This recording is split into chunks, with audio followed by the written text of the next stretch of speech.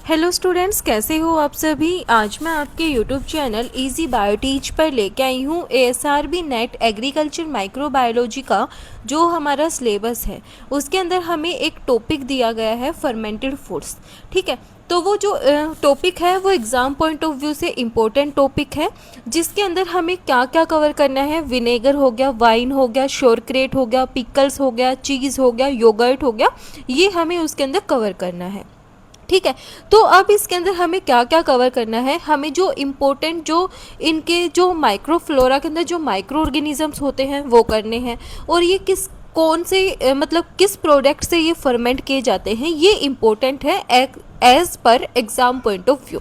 तो यहाँ पे जो यूनिट 5th है उसके अंदर ये टॉपिक आपको दिया गया है, एंड आज की वीडियो में हम उस टॉपिक के ऊपर कंप्लीट डिस्कस करेंगे। ये जो है बिल्कुल शॉर्ट में है, एंड इनकी जो कंप्लीट वीडियो है, जो लॉन्ग वीडियो है, वो मैंने चैनल के ऊपर पहले से अपलोड की हुई है, आप वहाँ पे देख सकते हो। दोनों वीडियो बेनिफिशियल रहेंगी, चाहे आप लॉन्ग देखो चाहे शॉर्ट देखो। एग्जाम पॉइंट ऑफ व्यू से दोनों आपके लिए क्या है, इम्पोर्टेंट है। तो सबसे पहले हम शुरू करते हैं फूड फर्मेंटेशन।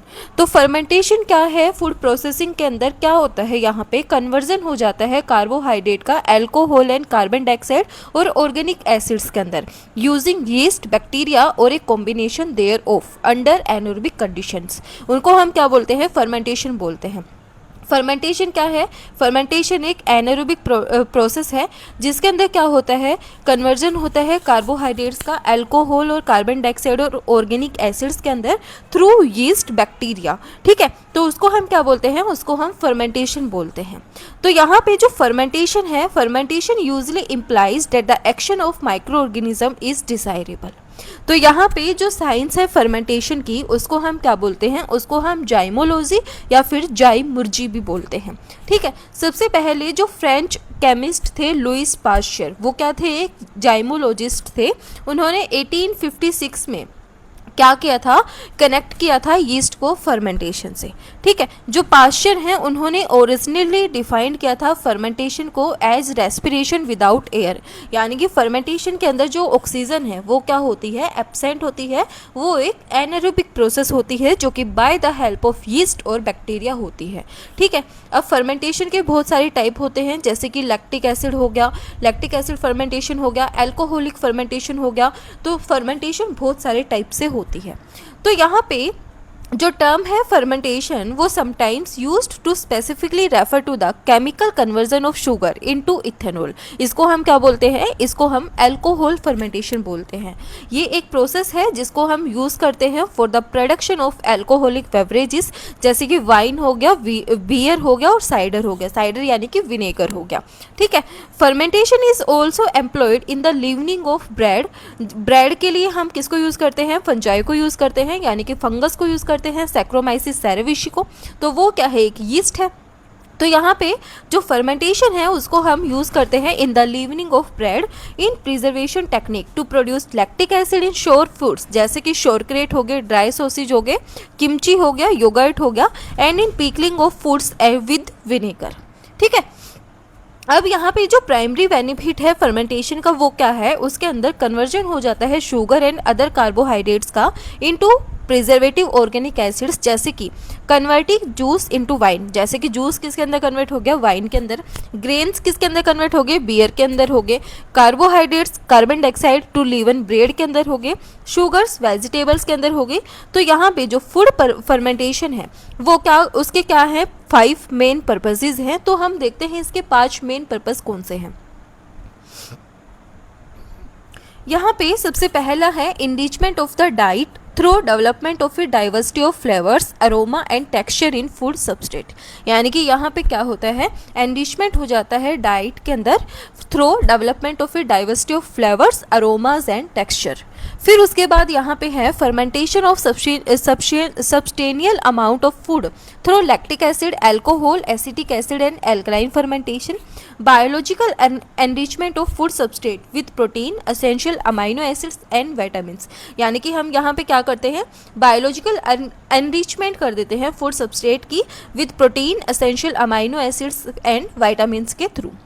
एलिमिनेशन हो जाता है एंटी न्यूट्रिएंट्स का, और डिक्रीज हो जाता है कुकिंग टाइम और फ्यूल रिक्वायरमेंट।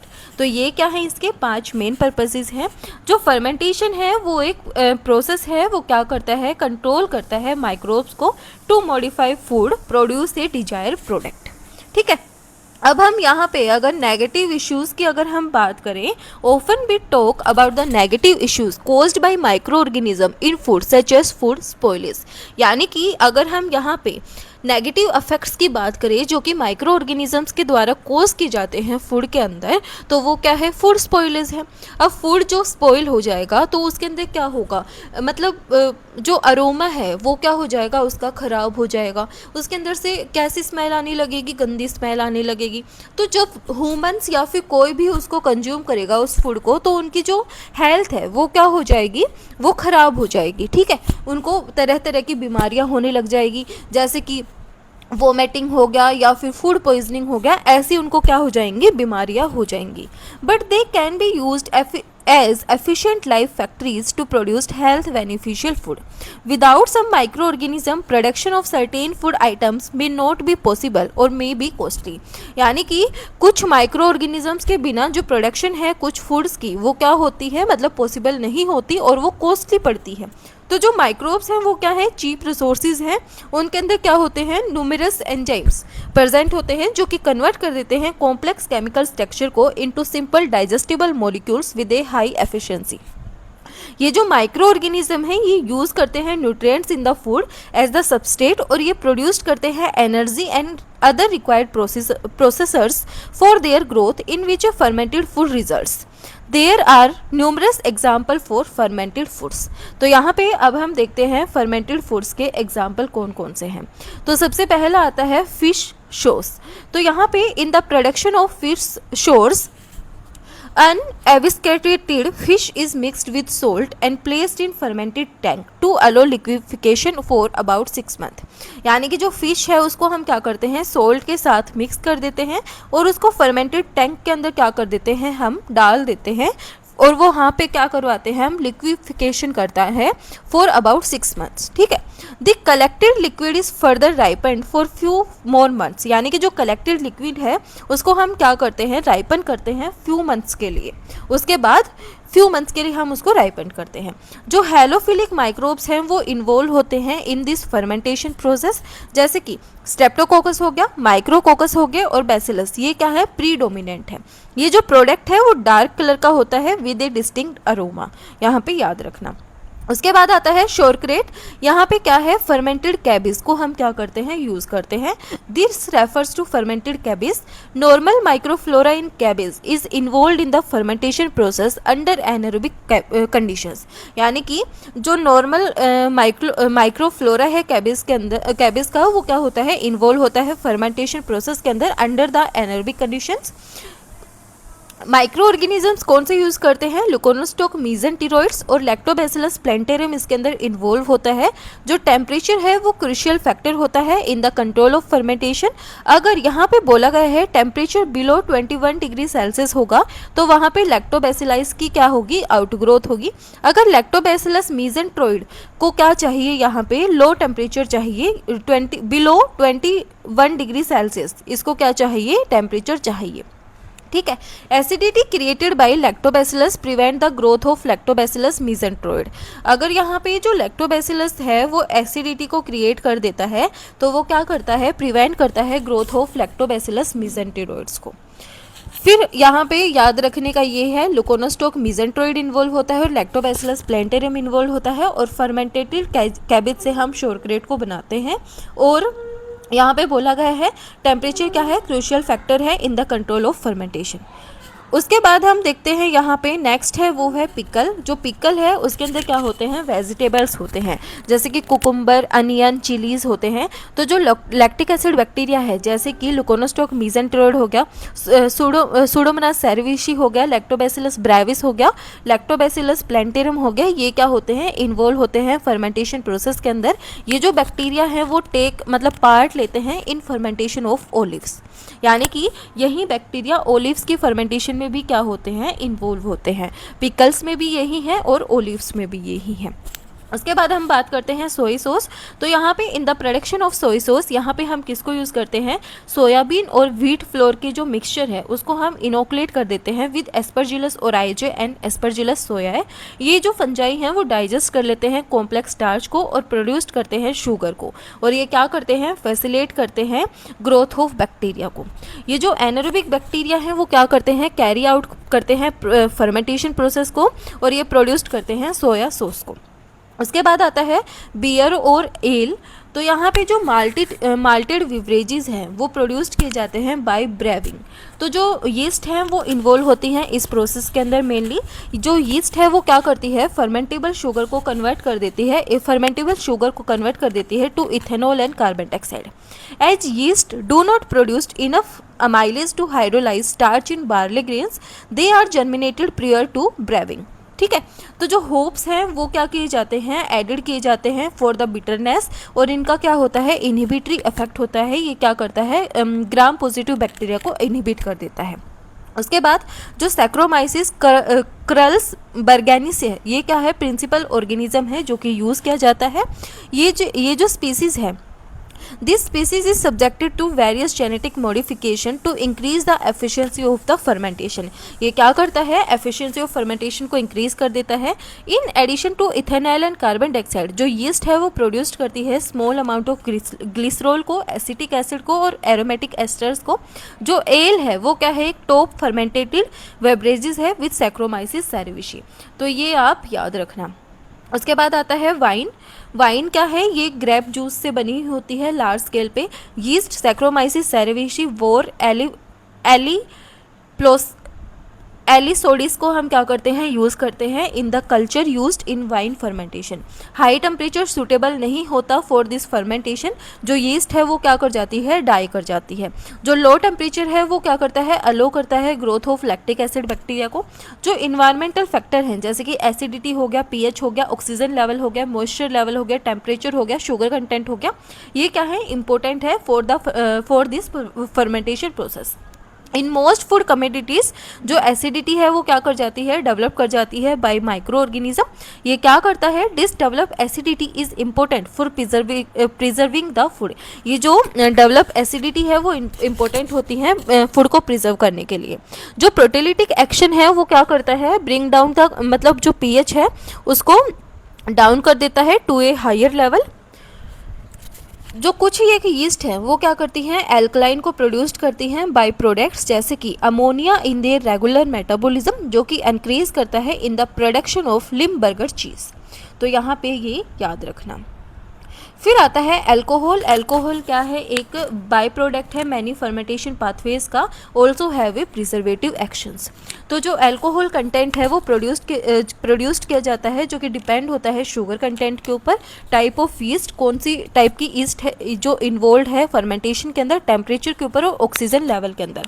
मोस्टली ईस्ट ऐसी होती हैं जो कि टॉलरेट नहीं करती हैं हाई अल्कोहल लेवल को, और जो टेम्परेचर है वो क्या करता है, उसका डायरेक्ट इफेक्ट होता है माइक्रोबियल फर्मेंटेशन के ऊपर, जो कि अफेक्ट करता है final quality of the product को।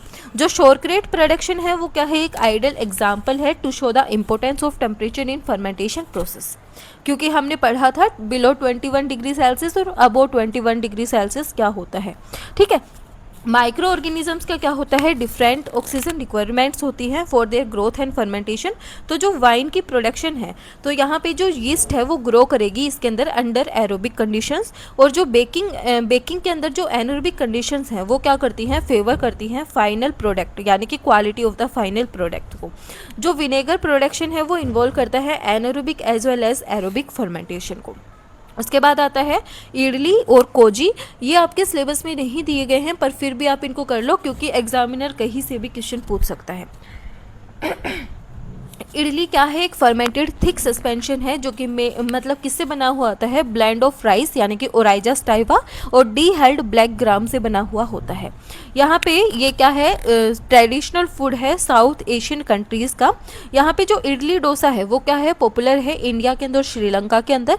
जो इडली प्रिपरेशन है, जो राइस और जो ब्लैक ग्राम है उनको हम क्या करते हैं, अलग अलग शोक कर देते हैं। आफ्टर द शोकिंग उनको हम क्या करते हैं, आफ्टर ड्रेनिंग जो वाटर राइस राइस और ब्लैक ग्राम है उनको हम क्या करते हैं, ग्राइंड करते हैं। ग्राइंड करने के बाद हम उनको क्या करते हैं, जो राइस है उनको coarsely ground and the black ground is finally ground. जो राइस और ब्लैक ग्राम बैटर है उसको हम क्या करते हैं, एक साथ मिक्स कर देते हैं 2:1 के अंदर। ठीक है, यानी कि राइस और ब्लैक ग्राम को हम क्या कर देंगे, बैटर को मिक्स कर देंगे 2:1 के अंदर और ऐड कर देंगे स्मॉल अमाउंट ऑफ सोल्ट को, और उसको हम क्या कर देंगे, ओवरनाइट के लिए फर्मेंट कर देंगे रूम टेम्परेचर के ऊपर 30 डिग्री सेल्सियस के ऊपर। जो फर्मेंटेड बैटर है उसको हम कहाँ पे रखेंगे, प्लेस्ड करेंगे इन स्पेशल इडली पैन। अब जो पैन है वो कैसा होता है, कुकर के जैसा होता है, उसके अंदर 3 प्लेट्स होती हैं, छोटी छोटी कटोरियाँ होती हैं जैसे, उनके अंदर हम बैटर को डाल देते हैं। फिर हम उसको क्या करते हैं, स्टीम करते हैं 5 to 8 मिनट्स के लिए। जो इडली है उसके अंदर क्या होते हैं, लो कैलोरी स्टार्ची और न्यूट्रिशियस फूड होता है जिसको हम कंज्यूम कर सकते हैं एज ए ब्रेकफास्ट और स्नैक्स। जो स्टीम इडली है उसके अंदर 3.4% तक प्रोटीन होता है, 20.3% तक कार्बोहाइड्रेट होता है और 70% तक मॉइस्चर होता है। Lactic acid bacteria, leuconostoc mesenteroides, streptococcus faecalis, lactobacillus क्या होते हैं, इंपॉर्टेंट होते हैं फर्मेंटेशन के लिए। और जो यीस्ट हैं वो हैं जियोट्राइकम कैंडिडम, टोरुलोप्सिस कैंडिडा, ट्राइकोस्पोरन पुलुनस, ये क्या की जाती हैं, आइडेंटिफाई की जाती हैं इडली फर्मेंटेशन के अंदर। कोजी क्या है, फर्मेंटेड फूड है जापान का। यहाँ पे जो पोलिश्ड राइस हैं उनको हम क्या करते हैं, शोक करते हैं वाटर के अंदर 70 आवर्स के लिए एट 25 डिग्री सेल्सियस के अंदर। जो एक्सेस वाटर है उसको हम ड्रेन कर देते हैं और स्टीम करते हैं 70 मिनट्स के लिए और उसके बाद कूल करते हैं 35 डिग्री सेल्सियस के अंदर। ठीक है, जो स्टीम राइस है उसके अंदर इनोकुलेट करते हैं एस्परजिलस को और इंक्यूबेट करते हैं 27 से 28 डिग्री सेल्सियस पे फॉर 50 आवर्स। ये जो प्रोडक्ट है वो ड्राइड होता है एज ग्रेन्यूल्स एंड कंज्यूम्ड। जो मेन एंजाइम है जो कि एक्टिव होता है ड्यूरिंग द फर्मेंटेशन वो है अल्फा ग्लाइकोसाइड्स, ग्लूकोअमाइलेज और एसिड प्रोटीज। तो ये था आपका important topic fermented foods. Video पसंद आई तो please like share and subscribe जरूर करना। एंड किसी भी बच्चे को टेस्ट सीरीज़ और नोट्स चाहिए फॉर द प्रिपरेशन तो वो मेरे से टेलीग्राम पे कांटेक्ट कर सकता है। Thank you.